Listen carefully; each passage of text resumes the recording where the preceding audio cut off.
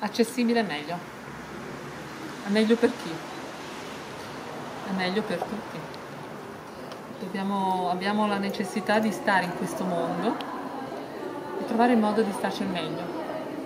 Quindi penso che sia importante considerare che tutti abbiamo gli stessi diritti e abbiamo bisogno delle stesse opportunità, indipendentemente dalle rotelle o dalle stampelle o dai pesi o da qualsiasi altro oggetto che ci aiuta, ma che non sempre ha la possibilità di andare ovunque.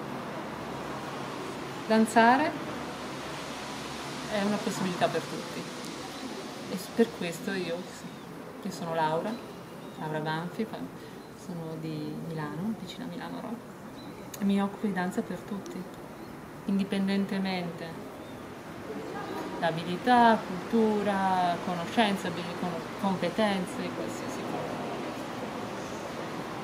La poetica è per tutti e ognuno ha la propria poetica.